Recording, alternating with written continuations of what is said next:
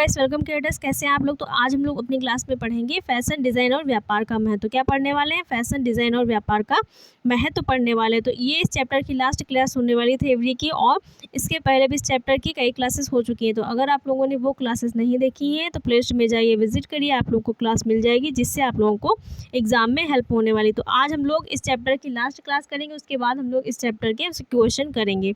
तो फैशन व्यवसाय में कच्चे माल से लेकर परिधान और सहायक सामग्री का उत्पादन एवं तैयार माल बेचने वाली जो फैशन डिज़ाइन और व्यापार है उसका क्या महत्व है। फैशन क्या है? फैशन व्यवसाय में जो है कच्चे माल से परिधान और सहायक सामग्री का उत्पादन एवं तैयार माल बेचने वाली दुकानों आदि से जुड़ी सभी प्रक्रियाओं का ज्ञान प्राप्त होता है। तो फैशन व्यवसाय में क्या होता है, जो कच्चा माल है उसके परिधान निर्माण से लेकर साथ ही उसमें जो प्रयुक्त सामग्री है उसके उत्पादन तैयार माल को बेचने वाली दुकानों आदि से जुड़ी जितनी भी प्रक्रियाओं का ज्ञान है वो फैशन व्यवसाय से प्राप्त होता है। इसमें वस्त्र निर्माण के बारे में भी सीखते हैं। फैशन व्यापार की समझ के कारण ही कोई व्यक्ति यह समझ पाता है कि क्या, क्यों और कब किसी विशेष शैली के वस्त्रों का प्रचलन एक फैशन बन जाता है। फैशन व्यापार की समझ के कारण ही कोई व्यक्ति यह समझ पाता है कि क्या, क्यों और कब किसी विशेष शैली के वस्त्रों का जो प्रचलन है एक फैशन बन जाता है। इसके पश्चात यह विशेष खुदरा विक्रय और उसकी समय सीमा के लिए उपयुक्तता निर्धारण में सहायक होता है। इसके पश्चात क्या होता है, विशेष खुदरा विक्रय और उसकी समय सीमा के लिए उसकी उपयुक्तता निर्धारण में सहायक होता है। इस प्रकार जो फैशन डिज़ाइन और व्यापार है वो नियोजन, क्रय व विक्रय को सम्मिलित करता है। इस प्रकार जो फैशन डिज़ाइन और व्यापार है वो क्या करता है, नियोजन करता है, प्लानिंग करता है, बाइंग करता है और फिर जो जो जो प्रोडक्ट या जो उत्पाद बनाकर तैयार किए गए हैं उनकी सेलिंग का कार्य करता है। तो इस प्रकार जो है फैशन व्यवसाय का महत्व है। आप समझते हैं फैशन के खुदरा संगठन कौन कौन से हैं। फैशन के खुदरा संगठन कौन कौन से, फैशन व्यवसाय का महत्व जाना। आप समझते हैं खुदरा संगठन कौन कौन से हैं। फैशन उद्योग में संगठन प्रणाली को विभिन्न प्रकार की व्यापार सामग्री, फुटकर, फार्म के आकार और लक्षित ग्राहक के आधार पर 3 भागों में विभाजित किया गया है। जो फैशन के खुदरा संगठन है उनको फार्म, फुटकर और आकार साथ ही लक्षित ग्राहक के आधार पर 3 भागों में विभाजित किया जा सकता है। पहला कौन सा है, छोटा एकल इकाई स्टोर। कौन सा है, छोटा एकल इकाई स्टोर। तो ये क्या होता है, ये पड़ोस की या स्थानीय दुकान की तरह होते हैं जो एक व्यक्ति मालिक या उसके परिवार द्वारा चलाए जाते हैं। जो छोटा एकल जो इकाई स्टोर है वो पड़ोस की स्थायी दुकान के तरीके होते हैं और साथ ही एक व्यक्ति मालिक या उसके परिवार के द्वारा चलाए जाते हैं। जो इकाई स्टोर या जो दुकानें एक व्यक्ति या उसके परिवार के द्वारा या मालिक के द्वारा चलाई जाती हैं वो छोटा एकल इकाई स्टोर होते हैं। दूसरा, विभागीय स्टोर कौन से होते हैं, जो डिपार्टमेंटल स्टोर होते हैं वो कौन कौन से होते हैं। इसमें अलग अलग सामानों के लिए अलग अलग विभाग होते हैं, जैसे कपड़े, खेल का सामान, यांत्रिक सप्लाई, स्वास्थ्य और सौंदर्य उत्पाद तथा इलेक्ट्रॉनिक उपकरण इत्यादि। विभागीय का मतलब होता है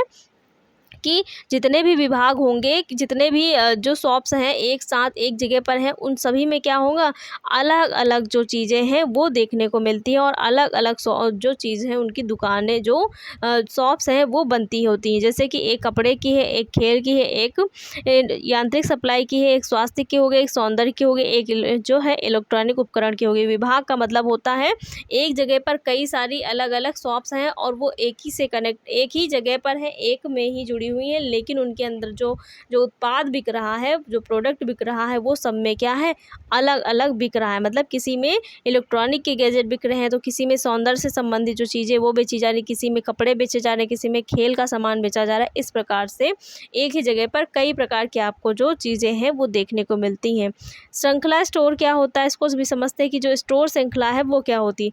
एक ही ब्रांड और केंद्रीय प्रबंधन की फुटकर दुकानें होती हैं। सामान्यतः इनकी मानकीकृत व्यावसायिक विधियां और पद्धतियां होती है। स्टोर श्रृंखला का मतलब होता है एक ही ब्रांड और एक ही प्रबंधन की फुटकर दुकानें होती हैं। एक चीज़ की जो दुकान है वो हर जगह देखने को मिलती है। मान लीजिए कि एक जो है मेडिकल स्टोर, एक लोगों ने मेडिकल स्टोर अपने 6 मेडिकल स्टोर खोल के रखे हैं और एक उनका मान लीजिए उनके घर के आसपास है। दूसरा जो है वही मेडिकल स्टोर, बिल्कुल वही चीज़ें जो एक मेडिकल स्टोर में मिलती हैं वही सेम टू सेम क्या है दूसरे एरिया में इन्होंने खोल के रखा है और वहीं भी क्या है सेम टू सेम बिल्कुल प्रोडक्ट यही मिलते हैं और इसी प्रकार के सारी चीज़ें उपलब्ध हैं उस वाले में।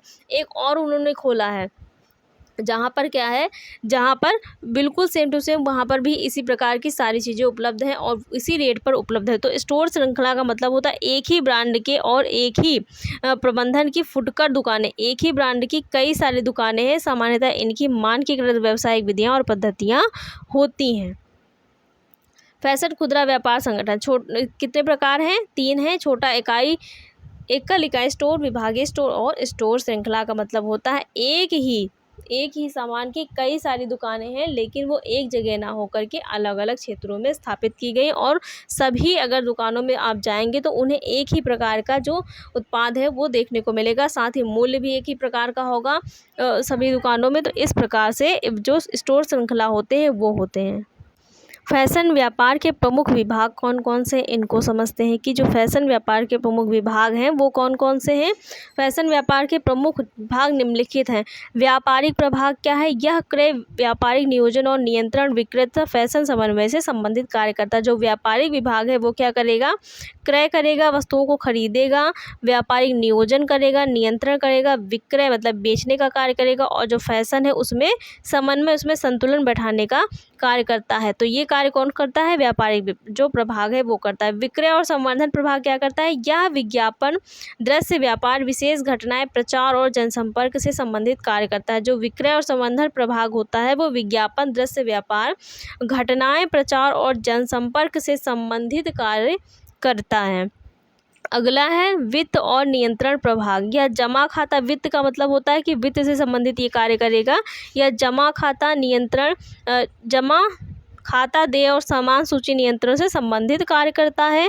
जो प्रचालन विभाग है वो यह सुविधाओं, भंडार, दुकानों और व्यापारिक सामग्री की सुरक्षा की देखभाल से संबंधित कार्य करता है। तो जो प्रचालन विभाग है वो सुविधाओं, भंडार, दुकानों और व्यापार सामग्री की सुरक्षा की देखभाल से संबंधित कार्य करता है। लास्ट है कार्मिक और शाखा स्टोर प्रभाग। तो ये क्या करता है? स्टोर प्रचालन के बड़े होने पर यह अलग से कार्य कर सकता है। कार्मिक और जो शाखा स्टोर रखे जाते हैं, अगर स्टोर प्रचालन बड़े हैं तो ये अलग से क्या करता है?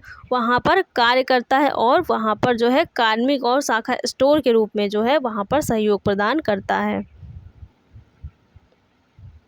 अगला है, हम लोग देखते हैं जीविका के लिए तैयारी। तो जीविका के लिए तैयारी क्या है और किस प्रकार से ये जो है जो फैशन व्यापार है वो हमारे जीवन में जीविका के लिए जो है महत्वपूर्ण भूमिका निभा सकता है। तो जीविका के लिए तैयारी क्या है? फैशन डिज़ाइन और व्यापार में सफलता के लिए डिज़ाइनरों, व्यापारियों और बाजार चलाने वालों में 3 कौशलों का होना आवश्यक है। मतलब अगर आप फैशन व्यापार के क्षेत्र में जाना चाहते हैं, फैशन डिज़ाइनर बनना चाहते हैं, तो आपके अंदर, अगर आप मार्केट में उतरना चाहते हैं तो आपके अंदर 3 कौशलों का होना आवश्यक है। पहला है पूर्वानुमान की योग्यता, मतलब आपके अंदर जो है फॉरकास्टिंग एबिलिटी होनी चाहिए। फैशन की प्रवृत्ति के संबंध में पूर्वानुमान की योग्यता इस जीविका का आवश्यक भाग है। इससे विगत एवं वर्तमान प्रवृत्ति के आधार पर भावी फैशन प्रवृत्ति का अनुमान लगाया जा सकता है। पूर्वानुमान का मतलब होता है पहले ही अनुमान लगाने वाला होना चाहिए कि अगर ये फैशन को ट्रेंड में उतारा जाएगा, इस फैशन के वस्त्र बनाए जाएंगे तो मार्केट में प्रचलित होंगे या नहीं, मार्केट में बहुत ज़्यादा ट्रेंड में आएंगे या नहीं। तो ये सब जो दूरदृष्टि है, जो पूर्वानुमान है, वो जो एक फैशन डिज़ाइनर है या फैशन व्यापारी है जो बाज़ार में उतर रहा है, मार्केट में उतर रहा है, उसके अंदर इस प्रकार का पूर्वानुमान होना चाहिए। अगला है विश्लेषणात्मक योग्यता। फैशन व्यापारी में अपनी पूंजी और योग्यता का विश्लेषण करने की योग्यता होनी चाहिए। उसे संपूर्ण अर्थव्यवस्था में अपनी विशिष्ट कंपनी की अर्थव्यवस्था की भी जानकारी होनी चाहिए। उसे यह समझ भी होनी चाहिए कि किस प्रकार कुछ शैलियाँ उपभोक्ता के बजट में समा सकेंगी। उसमें जटिल समस्याओं को सुलझाने की योग्यता होनी चाहिए जिससे वे लाभ सुनिश्चित कर सकें। विश्लेषण योग्यता। फैशन व्यापारी में अपनी पूंजी और योग्यता का विश्लेषण करने की योग्यता होनी चाहिए कि उसके पास कितनी जमा पूंजी हो और कितना वो अगर व्यापार में लगाएगा तो उसे कितना लाभ होगा, कितनी हानि होगी, साथ ही वो किस प्रकार से कम पूंजी से अत्यधिक जो है मुनाफा कमा सकता है और अपना जो उत्पाद है उसे प्रचलन में ला सकता है। तो ये सब जो योग्यता है वो किसके अंदर होनी चाहिए? विश्लेषणात्मक योग्यता जो है एक फैशन व्यापारी के अंदर होने चाहिए। और साथ ही जो है जो जटिल समस्याएँ हैं, अगर उपभोक्ता ने किसी जो है व्यवसाय में अपना जो पैसा लगाया है तो मान लीजिए वो नहीं चला, उसमें लाभ की जगह हानि हो गई, तो वहाँ पर समस्याएं, जटिलताएं पैदा हो जाती हैं। तो उन समस्याओं से किस प्रकार से निकला जा सकता है और पुनः किस प्रकार से जो है उसमें उस व्यवसाय के क्षेत्र में पुनः जो है नए तरीके से एक नई पहल की जा सकती है। तो ये सब जो है विश्लेषण की योग्यता होनी चाहिए। एक व्यापार फैशन व्यापार में उतर रहा है, व्यक्ति मार्केट में आना चाहता है, उसके अंदर संप्रेषण योग्यता मतलब कम्युनिकेशन एबिलिटी होनी चाहिए। उसमें निर्माता के साथ मूल्यों को तय करने के लिए बातचीत करने की योग्यता और जनसाधारण को उत्पाद बेचने की संप्रेषण योग्यता भी होनी चाहिए। मतलब अगर आप मार्केट में उतरना चाहते हैं और फैशन के क्षेत्र में आना चाहते हैं तो आपके अंदर जो है बातचीत करने की योग्यता होनी चाहिए, उपभोक्ताओं को अपनी तरफ आकर्षित करने की योग्यता होनी चाहिए। साथ ही जो उत्पाद बेचना है उसके लिए आपका जो संप्रेषण कौशल है वो अच्छा होना चाहिए, ताकि आपसे जो उपभोक्ता है अत्यधिक प्रभावित हो और आपका जो भी प्रोडक्ट है, जो परिधान है, उसको बहुत ही आसानी से खरीद लें। इसके लिए वे प्रायः विज्ञापन देते हैं और उपभोक्ताओं को व्यक्तिगत रूप से पत्र भी लिखते हैं। इन सबके लिए अच्छे संप्रेषण कौशल का होना आवश्यक है और ये तभी संभव हो सकता है जब जो व्यक्ति है उसकी जो बोली भाषा है, साथ ही जो बात करने का तरीका है, यही क्या होता है, संप्रेषण कौशल होता है। जो विचार व्यक्त करने का तरीका, जो सामने वाले को अपनी तरफ आकर्षित करने का तरीका है, वो सब क्या हो, उसके अंदर योग्यताएं हो, उसके अंदर संप्रेषण की योग्यता हो, बातचीत करने की योग्यता हो, तभी ये सारी चीज़ें संभव हो सकती हैं। अब देखते हैं कि फैशन डिज़ाइन व्यापार से संबंधित शैक्षिक योग्यता क्या है। अगर आप फैशन डिज़ाइन और व्यापार के क्षेत्र में जाना चाहते हैं तो आपके पास कौन कौन सी शैक्षिक योग्यताएं होनी चाहिए। फैशन डिज़ाइन तथा व्यापार से संबंधित शैक्षिक योग्यताएं निम्नलिखित हैं।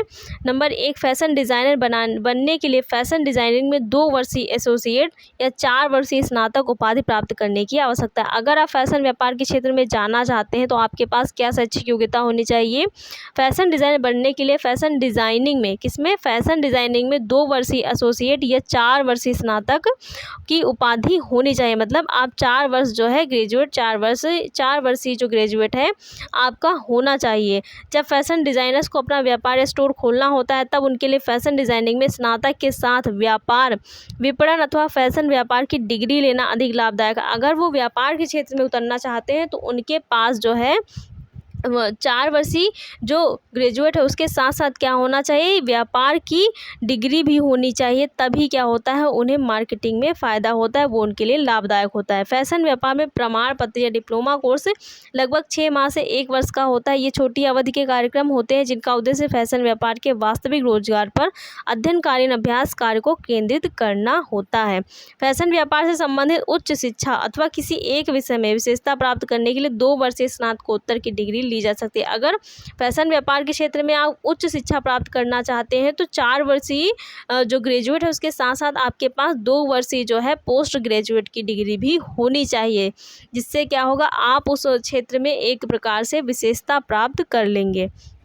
अब समझते हैं फैशन डिज़ाइन व्यापार का कार्य क्षेत्र क्या होता है, इसमें क्या क्या कार्य क्षेत्र होता है और किस प्रकार से कार्य करना होता है। वर्तमान में अनेक लोग फैशन उद्योग में व्यापार के अवसरों के कारण इसमें जीविका पाना चाहते हैं। इसके अतिरिक्त फैशन उद्योग में स्वरोजगार में सफलता प्राप्त करने के लिए महत्वाकांक्षी युवा अधिक प्रोत्साहित होते हैं। इसी कारण लगभग 1/3 फैशन डिज़ाइनर व्यवसायी स्व उद्यमी होते हैं, मतलब सेल्फ एम्प्लॉयड होते हैं। वर्तमान में अनेक लोग फैशन उद्योग में आय के आकर्षक अवसरों के कारण इसमें जीविका पाना चाहते हैं, मतलब इस क्षेत्र में जाकर के कार्य करना चाहते हैं। इसके अतिरिक्त फैशन उद्योग में स्वरोजगार में सफलता प्राप्त करने के लिए महत्वाकांक्षी युवा अधिक प्रोत्साहित होते हैं और फैशन के क्षेत्र में जाकर के वो स्वयं का जो व्यवसाय है वो करना चाहते हैं और स्वयं का एक जो मार्केट में इमेज है वो बनाना चाहते हैं। इसी कारण लगभग 1/3 जो फैशन डिज़ाइनर हैं वो कैसे हैं, सेल्फ एम्प्लॉयड हैं, मतलब स्वयं के लिए और स्वयं के द्वारा ही कार्य करते हैं। सामान्यतः फैशन डिज़ाइन व्यवसायों में स्वाभाविक कलात्मक और रचनात्मक गुण होते हैं। वे अपनी रचनात्मक और कलात्मक प्रतिभा का उपयोग विभिन्न फैशन के क्षेत्रों में अद्वितीय डिज़ाइन और संकल्पनाओं की रचना में करते हैं। आजकल फैशन डिज़ाइन व्यवसायों की मांग विभिन्न प्रकार के उद्योगों में है।